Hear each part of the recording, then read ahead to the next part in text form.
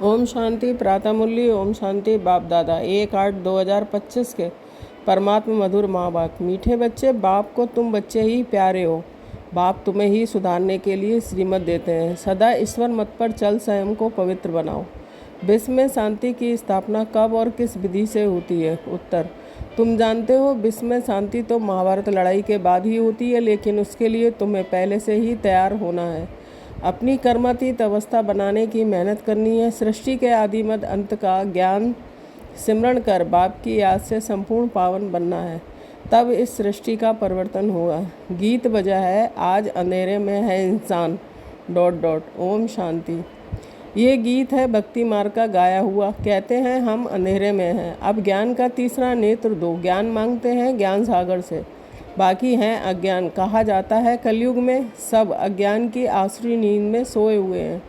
कुंभकर्ण है। बाप कहते हैं ज्ञान तो बहुत ही सिंपल है। भक्ति मार्ग में कितने वेद शास्त्र आदि पढ़ते हैं, हठ योग करते हैं, गुरु आदि करते हैं। अब उन सबको छोड़ना पड़ता है, क्योंकि वह कभी राजयोग सिखला ना सके। बाप ही तो राजाई देंगे, मनुष्य को दे ना सके। परंतु उसके लिए ही सन्यासी कहते हैं कागबिष्टा समान सुख है, क्योंकि खुद घर बार छोड़ भागते हैं।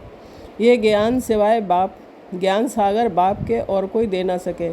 ये राजयोग भगवान ही सिखलाते हैं। मनुष्य को पावन बना ना सके। पतित पावन एक ही बाप है। मनुष्य भक्ति मार्ग में कितना फंसे हुए हैं। जन्म जन्मांतर से भक्ति करते आए हैं। स्नान करने जाते हैं, ऐसे भी नहीं सिर्फ गंगा में स्नान करते हैं। जहाँ भी पानी का तालाब आदि देखेंगे तो उसको भी पतित पावन समझते हैं। यहाँ भी गौमुख है, झरने से पानी आता है। जैसे कुएं में पानी आता है तो उनको पतित पावनी गंगा थोड़ा ही कहेंगे। मनुष्य समझते हैं कि ये भी तीर्थ है। बहुत मनुष्य भावना से वहाँ जाकर स्नान आदि करते हैं। तुम बच्चों को अभी ज्ञान मिला है, तुम बतलाते हो तो भी मानते नहीं। अपना देह अहंकार बहुत है। हम इतने शास्त्र पढ़े हैं, बाप कहते हैं ये पढ़ा हुआ सब भूलो। अब इन सब बातों का मनुष्यों को कैसे पता पड़े? इसलिए बाबा कहते हैं ऐसी पॉइंट्स लिखकर एरोप्लेन द्वारा गिराओ। जैसे आजकल कहते हैं कि विश्व में शांति कैसे हो, कोई ने राय दी है तो इनको इनाम मिलता रहता है। अब वह शांति की स्थापना तो कर न सके। शांति है कहाँ, झूठी प्राइज देते रहते हैं। अब तुम जानते हो विश्व में शांति तो होती है लड़ाई के बाद। ये लड़ाई तो कोई भी समय लग सकती है, ऐसी तैयारी है। सिर्फ तुम बच्चों की ही देरी है। जब तुम बच्चे कर्मातीत अवस्था को पाओ, इसमें ही मेहनत है। बाप कहते हैं मामेकम याद करो और गृहस्थ व्यवहार में रहते कमल फूल समान पवित्र बनो, और सृष्टि के आदि मध्य अंत का ज्ञान सिमरण करते रहो। तुम लिख भी सकते हो ड्रामा के अनुसार, कल पहले मुआफिक विश्व में शांति स्थापन हो जाएगी। तुम ये भी समझा सकते हो कि विश्व में शांति तो सतयुग में ही होती है। यहाँ जरूर अशांति रहेगी, परंतु कई हैं जो तुम्हारी बातों पर विश्वास नहीं करते, क्योंकि उनको स्वर्ग में आना ही नहीं है तो श्रीमत पर चलेंगे नहीं। यहाँ भी बहुत हैं जो श्रीमत पर पवित्र रह नहीं सकते। ऊंच से ऊंच भगवान की तुमको मत मिलती है। कोई की चलन अच्छी नहीं होती है तो कहते हैं ना कि तुमको ईश्वर अच्छी मत दे। अभी तुमको ईश्वरीय मत पर चलना चाहिए। बाप कहते हैं 63 जन्म तुमने विषय सागर में घोते खाए हैं। बच्चों से बात करते हैं, बच्चों को ही बाप सुधारेंगे ना, सारी दुनिया को कैसे सुधारेंगे? बाहर वालों को कहेंगे बच्चों से समझो। बाप बाहर वालों से बात नहीं कर सकते। बाप को बच्चे ही प्यारे लगते हैं, सौतेले बच्चे थोड़े ही लगेंगे। लौकिक बाप भी सपूत बच्चों को धन देते हैं। सब बच्चे समान तो नहीं होंगे। बाप भी कहते हैं कि जो मेरे बनते हैं उन्हों को ही मैं बरसा देता हूँ। जो मेरे नहीं बनते हैं वह हजम नहीं कर सकेंगे, श्रीमत पर चल नहीं सकेंगे। वह हैं भगत। बाबा के बहुत देखे हुए हैं। कोई बड़ा सन्यासी आता है तो बहुत उन्हों के फॉलोअर्स होते हैं। फंड चंदा इकट्ठा करते हैं, अपनी अपनी ताकत के अनुसार फंड्स निकालते हैं। यहाँ बाप तो ऐसे नहीं कहेंगे फंड्स इकट्ठा करो, नहीं। यहाँ तो जो बीज बोएंगे 21 जन्म उसका फल पाएंगे। मनुष्य दान करते हैं तो समझते हैं ईश्वर अर्थ हम करते हैं। ईश्वर समर्पणम कहते हैं, बात तो कहेंगे श्री कृष्ण समर्पणम। श्री कृष्ण का नाम क्यों लेते हैं? क्योंकि गीता का भगवान समझते हैं। श्री राधे अपरमणम नहीं कहेंगे, ईश्वर या श्री कृष्ण अपरणम कहते हैं। जानते हैं फल देने वाला ईश्वर ही है। कोई साहूकार के घर में जन्म लेते हैं तो कहते हैं ना आगे जन्म में बहुत दान पुण्य किए हैं। तब ये बना है। राजा भी बन सकते हैं, परंतु वह है अल्पकाल कागविष्टा समान सुख। राजाओं को भी सन्यासी लोग सन्यास कराते हैं तो उनको कहते हैं स्त्री तो सर्पणी है, लेकिन द्रौपदी ने तो पुकारा है दुशासन मुझे नग्न करते हैं।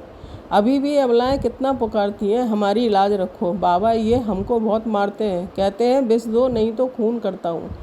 बाबा इन बंधनों से छुड़ाओ। बाप कहते हैं बंधन तो खल्लास होने ही हैं, फिर 21 जन्म कभी नग्न नहीं होंगे, वहाँ विकार होता नहीं है। इस मृत्यु लोक में ये अंतिम जन्म है, ये है ही विशेष बल। दूसरी बात बाप समझाते हैं कि इस समय मनुष्य कितने बेसमझ बन गए हैं। जब कोई मरता है तो कहते हैं स्वर्ग पधारा, लेकिन स्वर्ग है कहाँ, ये तो नरक है। स्वर्गवासी हुआ तो जरूर नरक में था, परंतु किसको सीधा कहो तुम नरकवासी हो तो क्रोध में आकर बिगड़ पड़ेंगे।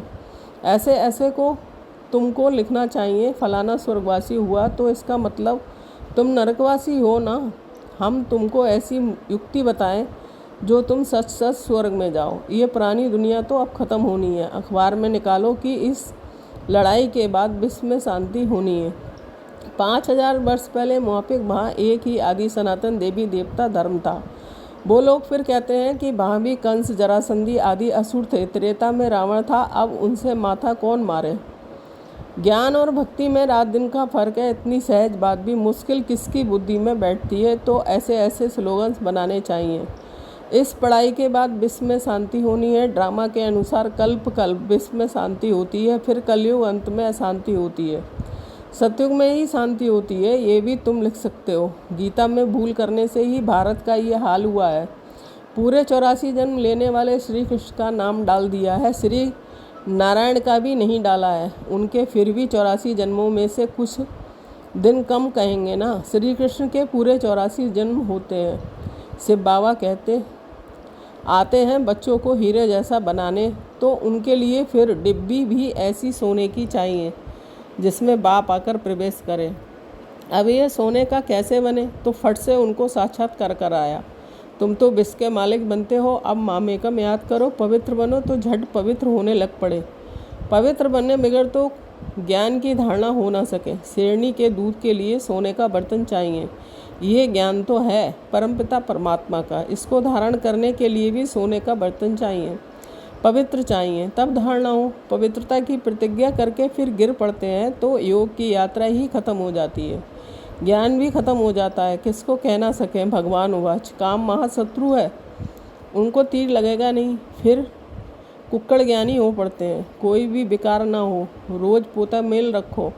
जैसे बाप सर्वव्यापी है वैसे माया भी सर्वशक्तिमान है। आधा कल्प रावण का राज चलता है, इन पर जीत बाप पाकर जीत बाप बिगर कोई पहना ना सके। ड्रामा के अनुसार रावण राज भी होना ही है, भारत की ही हार और जीत पर यह ड्रामा बना हुआ है। ये बाप बहुत बच्चों को ही समझाते हैं।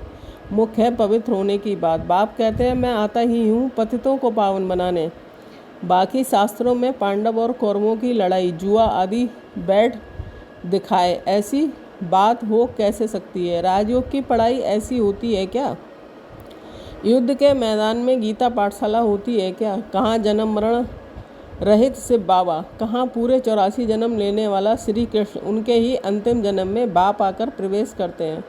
कितना क्लियर है। गृहस्थ व्यवहार में रहते पवित्र भी बनना है। सन्यासी तो कहते हैं कि दोनों इकट्ठा रह पवित्र नहीं रह सकते। कहो तुमको भी कोई प्राप्ति नहीं तो कैसे रहेंगे। यहाँ तो विश्व की बादशाही मिलती है।